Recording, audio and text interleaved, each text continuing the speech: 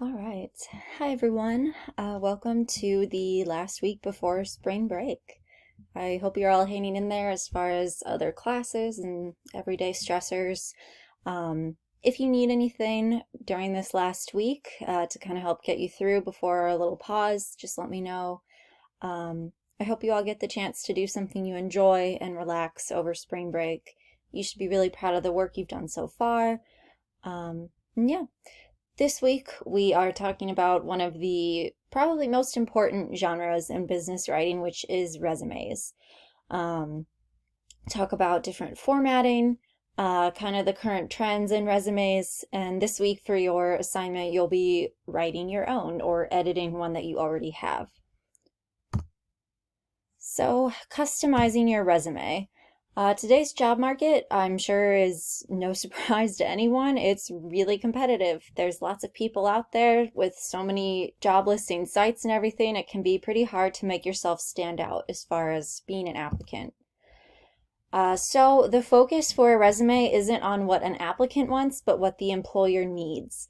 So because of that, your resume should be customized to fit specific companies and positions. It should obviously be personalized to where it shows off your own skills, talents, experience, but you should be able to kind of pivot based on a specific position or company. Choosing a resume style. So there are two main resume styles, and the first one is chronological. So chronological resumes list work history in reverse order, starting with the most recent. So you start right off the bat with work experience.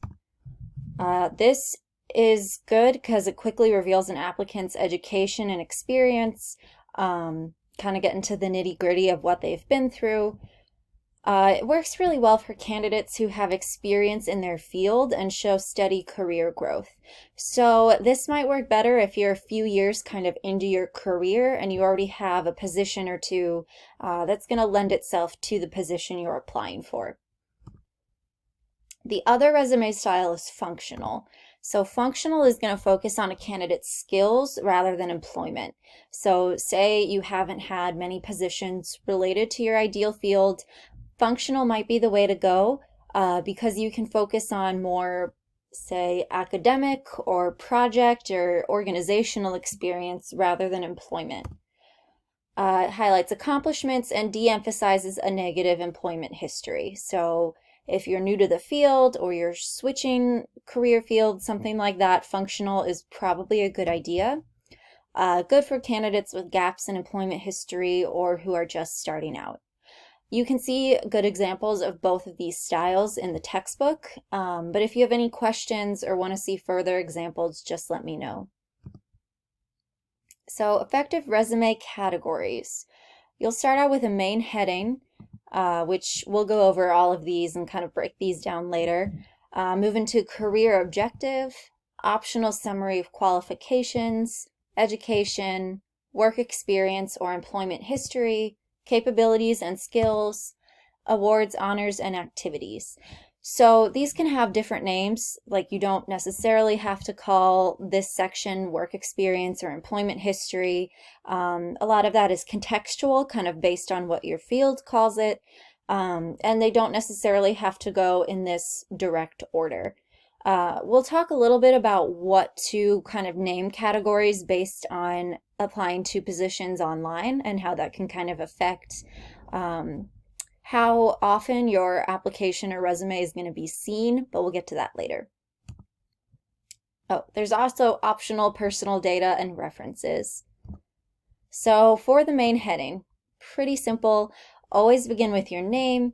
Format your name to stand out on the page. Make sure that it's larger in a different font, things like that.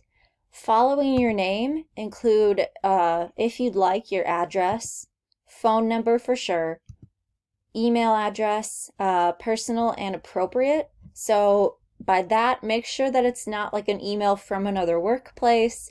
Try to avoid using a school email, something that is just for you, just for your communication purposes. And I'm sure it seems obvious, but just make sure that your email address is appropriate, not something that you made like in 7th grade. You can also include a LinkedIn profile if that's applicable. That can be a really useful tool. It's just kind of based on preference. Don't feel like you have to create one, but if you have one, sometimes it's nice to throw it in there. Moving on to after the heading, the career objective. Career objective, if you choose to have it, some people choose to leave it out. Again, it's just a preference thing. It needs to be really specific. So use strategic keywords from the job listing. So look at the job listing and find kind of what specific responsibilities you would have to carry out or specific qualities they're looking for in an employee and try to plug that into your career objective. So an example of a poor objective, something that's not very specific, would be something like to obtain a position with a well-established organization that will lead to a lasting relationship in the field of marketing. Just feels kind of generic, could be applicable to really anywhere, any position. If you threw out this word marketing, it could really apply to any kind of field. So it's just not really going to stand out. A way to improve this would be to just make it more specific, more focused on a specific position or goal. So the improved version is to obtain a position that capitalizes on my recent training in business writing and marketing to boost customer contacts and expand brand penetration using my social media expertise. So this is really good because it's still brief, but it gives you a better idea of what kind of experience you have. So you know immediately that this person has training in business writing and marketing, and they pull these really specific terms and concepts, identifying, that they're capable of these responsibilities that are necessary to this position they're applying for. You can find more examples of good career objectives in the textbook, but again, as always, if you have questions, let me know. Summary of qualifications. So summary of qualifications can be a replacement for the career objective. You don't necessarily need both. It can be kind of redundant, just given the fact that if you're going to have this specific career objective, you're likely listing skills that you would put into your summary of qualifications. So I would suggest picking one or the other. Summary of qualifications ensures that your most impressive qualities are not quickly overlooked. So it's a way to just get straight to the point of here's what I can do, here's what I excel at. This is going to end up about 3 to 8 bulleted statements that prove you're the ideal candidate. So we'll kind of go over on how to make those specific and effective later on in this presentation, but you really do want to keep this pretty brief. Just 3 to 8 bullet points. Try not to exceed that.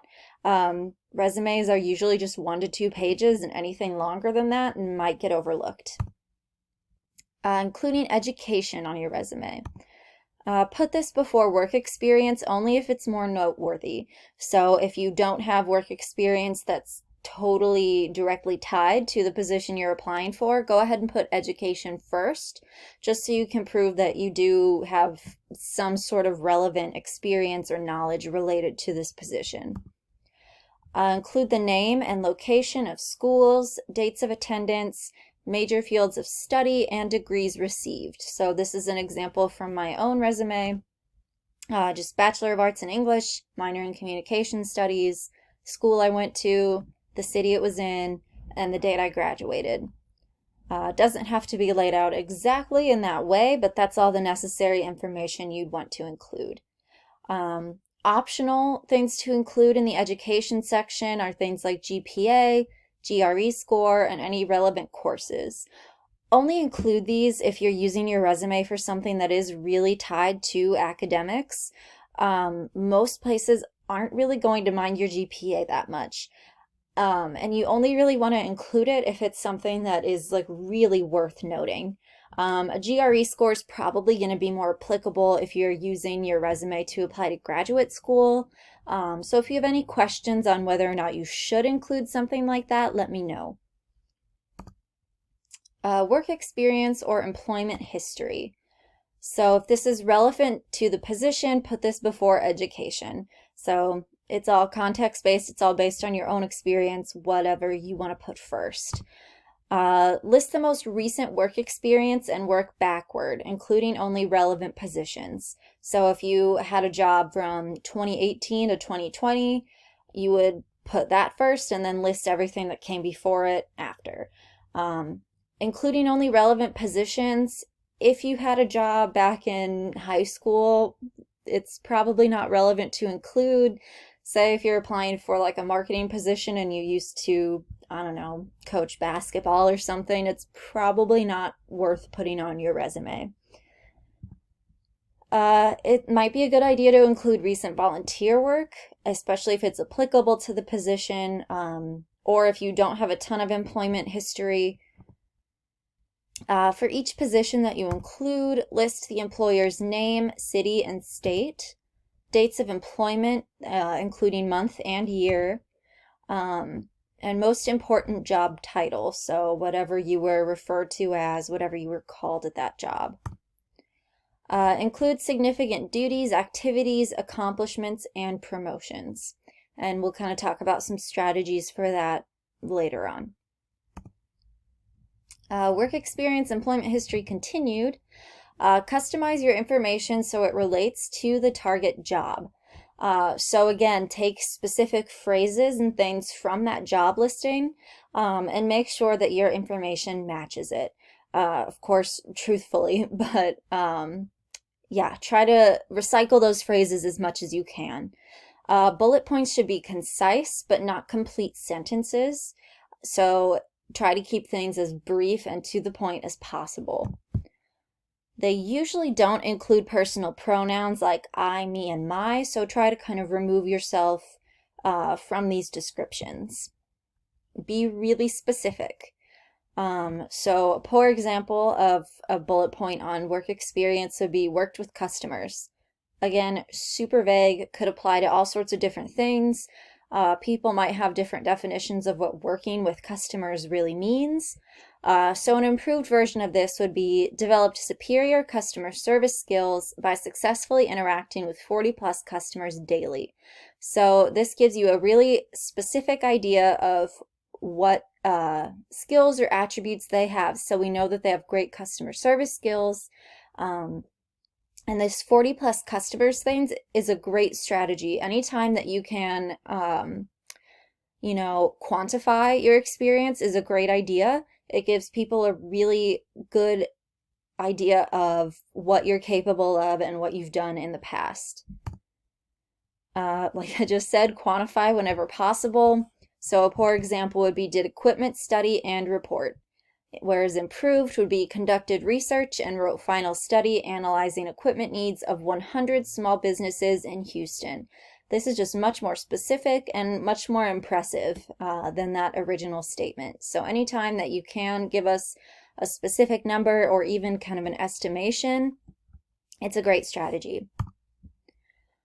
Showcase interpersonal capabilities as well. So show people how you interact with customers, coworkers, clients, whatever your work experience entailed. A poor example of that would be joined in team efforts on campus.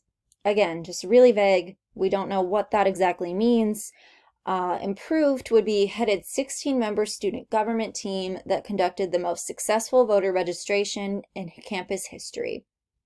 So similar to wherever you can quantify, if there's any sort of specific achievement that you experienced in this employment history, go ahead and say that. So here we can see conducted the most successful voter registration in campus history. If there's any way to kind of tangibly measure your success, go ahead and include it.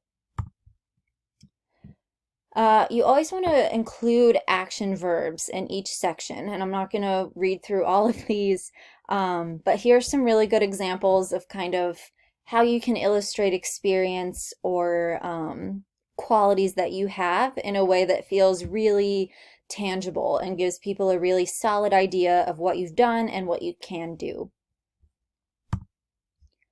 Capabilities and skills.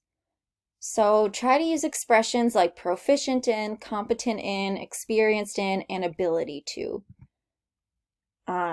So again, poor would be something just like have writing experience.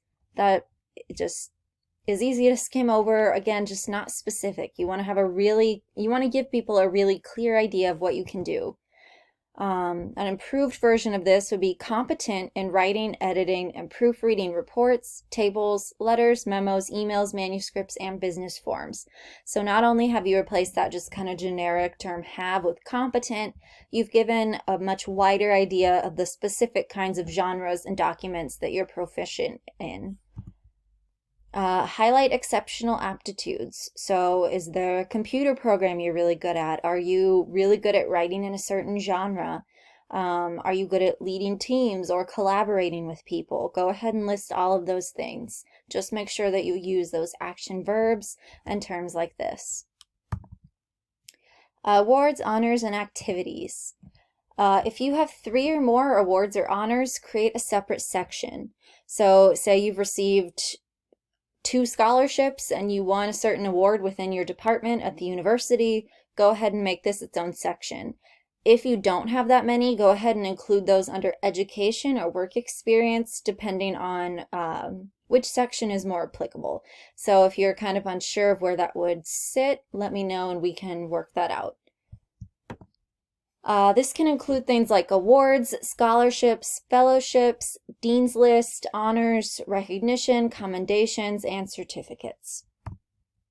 Identify items really clearly. If something is really specific, like to your school or a specific organization you're part of, make sure that whoever's reading your resume is going to have a clear understanding of what that award exactly is.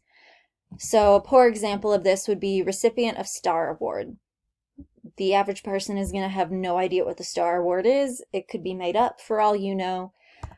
You could approve this by saying, recipient of Star Award given by Pepperdine University to outstanding graduates who combine academic excellence and extracurricular activities. So you're giving the person who's reading this a clear idea of what the award is and what you had to do to receive it. Optional section, personal data and references. Personal data do not include information like your birth date, marital status, national origin, religious affiliation, etc. It's not necessary. It's not even legal for an interviewer to ask that information of you, so there's no need to include it on your resume. If it's relevant, you can include hobbies or interests. This might be a really good idea for more creative positions. Say you're applying for like a graphic design position and you have a bunch of different hobbies related to art, may be applicable there. Or you're applying for a position at like an outdoor gear company and you have a hobby of like rock climbing, go ahead and include it. But if it's not applicable in any way to the position you're applying for, it's not necessary. References. You don't need to include these unless they're specifically asked for, which would be pretty out of the norm. Most recruiters agree that these take up valuable space, so it's probably a better idea to just put references available upon request. And if you end up getting an interview from your resume, go ahead and bring a list of individuals willing to discuss your qualifications to the interview. So it's not something you need to include on the resume, but it's a good idea to have those people in mind, have them aware that you would use them as a reference in case it's asked for down the line. Polishing your resume. So once you've got all these sections in order, how to clean all of this up. Study other resumes for formatting ideas. This is pretty much the best strategy you can use. There's tons of resumes out there on different sites. The textbook has a ton of examples. I have some examples I'd be willing to share with you if needed. But yeah, it's really just best to look at good resumes and see what they do well and just try to replicate that for your own positions. Use techniques to improve readability. Things like capitalization, underlining, indenting, bulleting, anything that can make your information easier to absorb, make your resume more pleasing to the eye, go ahead and do that. Don't be afraid to kind of play around with fonts and design and things like that. Experiment with headings and styles. So similarly, this is going to make each section much easier to read, much easier to differentiate from each other. And eliminate wordiness. So resumes are best when they're detailed but brief. So a poor example of wordiness would be supervised 2 employees who worked at the counter, whereas improved, just supervised 2 counter employees.